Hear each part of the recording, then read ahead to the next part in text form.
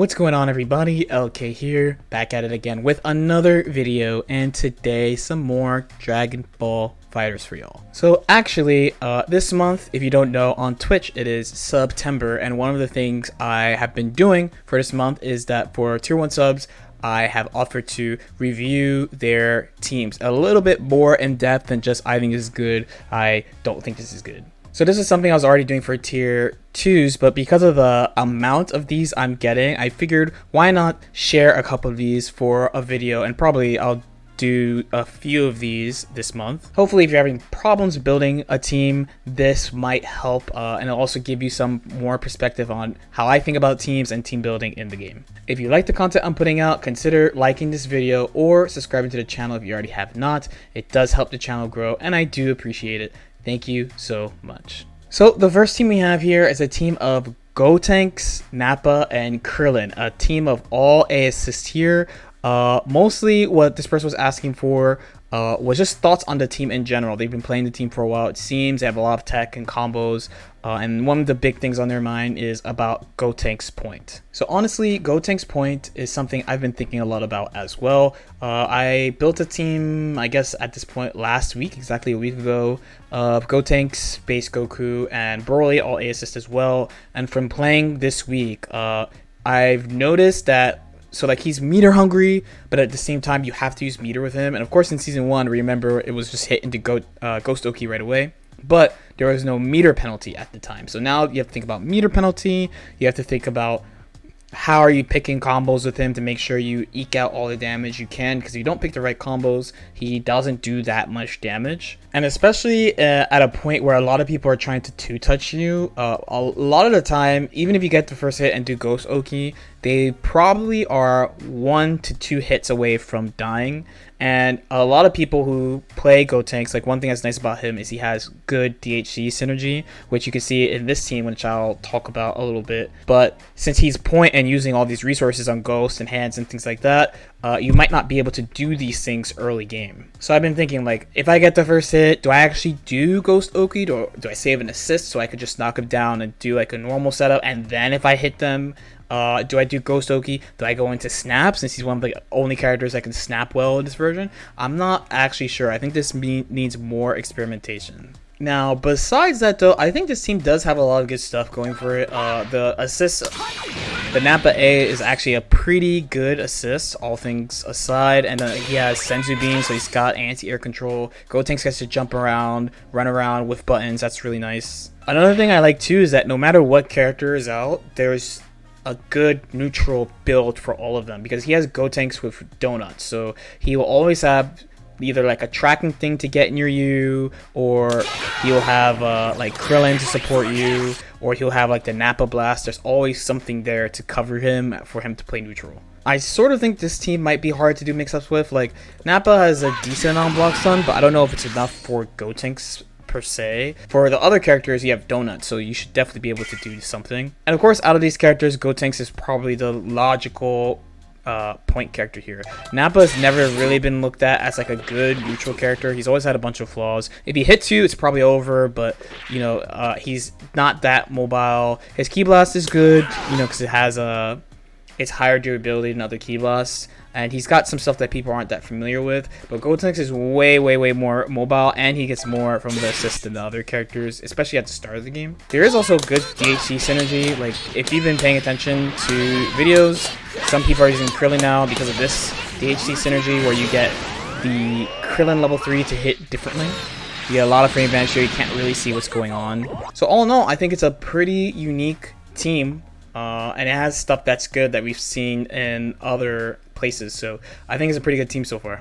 So next we have a team of Vegeta A, Bardock B, and Trunks B. This person already knows they want to swap characters, either Vegeta or Trunks, for Yamcha. They played Vegeta, Bardock, and SSJ Goku in season 1 and 2, and then SSJ Goku got nerfed, so they went straight to Trunks to replace SSJ Goku. But while they were playing, they feel like this team has some issues. And first, they want to see if I can spot the issues that they see, and then also what should they do. And they already have a couple of ideas of what they should play, so we'll touch on that later. So actually, at a glance, I think this team is pretty interesting. It's kind of weird, but like it works at the same time. So block stun beam is proven. You have the block stun in Bardock B, and you have the beam in Trunks. Vegito, not the most common point in tournament play, but proven. Like, he does appear mildly regularly, and he always does pretty well.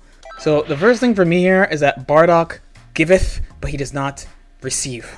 Right, so he has a standard problem when he's out where he gets to do mostly whatever he wants in neutral, but then once he gets next to you, he can't really hit you in such a direct fashion. So take what you got here, right? You have the beam, about 30 frames of blocks in here. You have Vegito, 22 frames, and he's a key blast. Of course, you can do stuff with both of these assists, but it's not what people would consider ideal for getting like guaranteed damage. You have to condition them to get hits and use system mechanics to hit people when Bardock is out. Another issue, of course, is Trunks' anchor. So, of course, in a perfect game, you would not have to play Trunks at all. You just beat him up with Vegito until they die, but you don't always get perfect games, and your anchor, even if you don't necessarily always play them last, if you're getting beat up really badly, you should expect to play your anchor last. So the thing about Trunks is, like, are you going to save that spark just for him when, first of all, both the characters, your other characters, have good sparks as well. Vegito and Bardock both are good in sparking. And then, of course, there's Trunks' usual issues that he has. Primarily being, it's hard taken from this, and it's hard taken from this. So I actually thought that there would be a mix-up issue that Trunks would have, because he has Vegito. So, of course, Trunks with Bardock. Basically all Bardock assists Trunks can do stuff with. Vegito is a key blast assist, so a lot of people would be like, oh, you can't do mix-ups, you can just reflect. But Trunks' mix-up, the nature of it is that he will do a left-right to you, so you have to reflect the right way, so you can still do stuff no problem. So in my opinion, the team just sort of feels like very heavily focused on the early game, as in, like, if you have all three characters, you're just winning and it's all good. But then it has a lot of chunks of what other teams do, but it's not like complete in any one way. So it has like a kind of weird feeling to it. Now, the two teams he was thinking of playing was one of my old teams, Bardock, Trunks, Yamcha, all A assists, and the French Vegito player, Gila's team, which is Vegito, Bardock, and Yamcha. So I've already talked about my feelings about Bardock, Trunks, Yamcha many times on this channel, I think. So my personal recommendation was to try Vegito, Bardock, and Yamcha and see how that goes. So next we have a team of Base Vegeta B, Kid Buu B, and Trunks B. This is definitely an uncommon pick. They asked mostly just what do you think about the assisted character has, like pros and cons, and what would you do if you picked these characters. So we'll do this from the perspective of Base Vegeta being out first. So you have Kid Buu B and Trunks B available. Kid Buu B is actually kind of underrated. It has a good amount of block stun, it's kind of fast, 25 frames, pretty quick, and most importantly, it's a dive kick assist, so it functions really well when you super dash at people in the air. Specifically with him, it's really hard for people to air dash at you when you call him. In cases when they're blocking, depending on where you do it, you either catch them airtight, or if they try to retreat, he's going to appear like right in front of them. So here's an example. So I think from this perspective is actually pretty good. The main issue is, are you getting what you want from Base Vegeta by playing that assist? And for most people, the common option with Base Vegeta would be to pick Kid Buu A here for this mix-up. He could also do the Super Jump Fast Fall mix-up. There's a lot of stuff you can do with Kid Buu block stun. Now, Trunks B here, you have a beam. We don't really need to talk about beams. They're proven. A lot of people use them. There's not really that much to say. And then last for Base Vegeta, he's using his B assist. So it's decently fast, right? Again, 25 frames like Kid Buu's. It has 25 frame block stun. When you hit people with it, they go kind of flying like that. It does also cause a wall bounce here. It doesn't add that much to the combo, I feel like. Maybe I don't know enough about his assist though in that regard. But basically, it's a lariat, so we all know what you use this for. You super dash at ground opponents, call him. Pretty straightforward usage. Now, as far as what assist to use, that depends on what you want to do, because these three characters definitely work well together. Personally, split it out in, like, do you want more neutral control or you want offense? So for neutral control, I would try Base Vegeta A, Trunks A, Kid Buu C. So I would do something like this if I wanted pure neutral control. So here you have kick into change the future. You also get mid-screen loops with that assist. Kid Buu C gives you the beam. Base Vegeta gets to really frolic around the screen and move around the screen really well. Then when other characters are out, so when Trunks is out, he has the beam, and he's got the anti-air support from Base Vegeta A. Kid Buu's out. Similarly, you get the blast assist from Trunks, which works really well with him, and you get air control. So, of course, Kid Buu is really good on the ground. He's got huge pokes and stuff. He's got a good ki blast. The candy beam that you're not supposed to use. He's very mobile in the air as well, so these tools really support him. Also, he is functional solo as an anchor, especially in this version, so it's not so bad to have Kid Buu anchor this time. So your other option would be the offensive option. You have Trunks A or B, Base Vegeta B, and then Kid Buu A. So Kid Buu A gives you mix basically of both characters, really strong mix up of both characters. You get to do this thing that everyone likes to do. The main thing here for Kid Buu is that you will have the Base Vegeta B to give you the orb, because you can't do orb with Base Vegeta A actually. And then if you feel like you want orb with both characters, you give Trunks a beam instead of change the future. I also personally would probably go towards the offensive build, because you have basically like three really strong offensive characters, and even if it's not like super neutral focused, their individual neutral games are really strong anyway. So next we have a team here of Team Gohan A, Trunks B, Base Goku A. And the only question here is there a better point character for this team? So if you have been to the stream at all, anytime someone asks a question like what point should I use when I play like Bardock Beam, or what anchor should I use? I play like Kid Buu Bardock or something. I generally refer to what I call like the canon characters in these slots, where it's just characters we've seen played in these roles successfully in competition. So if you look at Team Gohan, who already is mostly respected as a really good point, we have a few options for points, both common and uncommon. So out of these, we have Bardock, Kid Buu, Gotenks, kind of an uncommon pick here. Cell is another one. Blue Goku, kind of uncommon pick, but still a good one. And Base Vegeta. So the main thing though is that you have Base Goku on this team, so one of those characters I just went through needs to also give Spirit Bomb. We all know that Team Gohan already does it. So out of these, off the top of my head, the only other one that gives it to him is Kid Buu. So either play Team Gohan or play Kid Buu. Out of the other ones, Gotenks actually does give it to him as well, but he is kind of meter hungry, and Trunks is also kind of meter hungry too, so I usually don't like having more than one of these type of characters on a team personally, and then the rest doesn't really give it to him. So the last team for today is going to be a team of Kefla A, Trunks B, and Yamcha A. This person just wants advice for like how to deal with defensive players and how to hit people with Kefla. Okay, so the first thing to remember if people are like running away really hard is that you really need to make sure you stay patient. Now what I mean is when they're doing this, you have to remember that the person that's jumping, the person that's in the air is generally the stronger person in this game. It's backwards from other fighting games.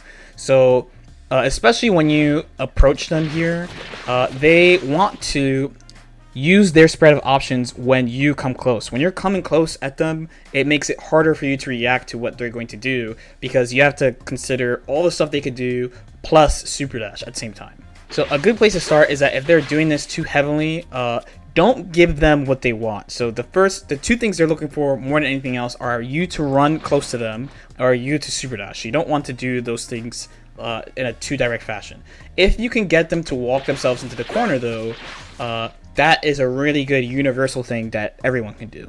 Now, as far as what your team can do specifically, so you have Kefla on here, so she does have the same move as Android 21, where she has the up ball here. So unfortunately, party time is over, and like this move is not as plus as it used to be. The Android 21 original one was ridiculous. They nerfed it a lot since then, but you can still use up ball plus a beam to kind of gain ground. Next thing about Yamcha has 2S, just literally hits jump height. Pretty good move combined with this 5S. Trunks, of course, has changed the future. You just had to remember that it's hard to confirm, so you're just using it to control the space and push them towards the corner. Something else you can do with Kefla is use the step plus an assist. So the step always gets behind them. So even here, she'll always go behind them. So if you use this combined with a beam or something like Yamcha, if you time it well, then if they didn't super jump especially, they won't autocorrect. Their assist call might go the wrong way. You can kind of confuse them and try to play that game and use your assist to protect you in that spot. Now, as far as Kefla Mix-Ups go, so she does require high block stun, but you do have one. You have Yamcha. He is up there. He does 40 frames, but her frame data, so she has a bunch of like -5 moves. So when you do that into Yamcha, you're at most plus 35, so it's actually not as much as you would think. So you do have to kind of rely on super like things like super dash assist to hit them.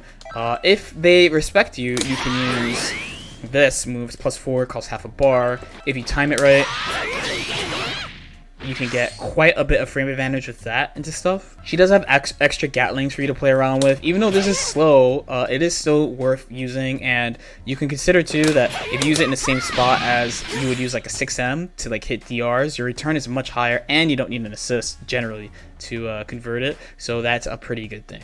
Alright, so hopefully that helped. To those people whose team I reviewed, I already wrote down all this stuff, and I organized it a little bit better. I kind of skipped some points for the sake of the video, so they have that. Hopefully it helps everyone who watched as well to think critically about what you are doing and thinking about pros and cons for your team. Because one of the most important things about this game is that by design, there is no perfect team. So you have to very carefully consider your team's strengths and team's weaknesses. This is why you see people pick characters like Kid Buu all the time, because they don't want their team to have a lot of weaknesses.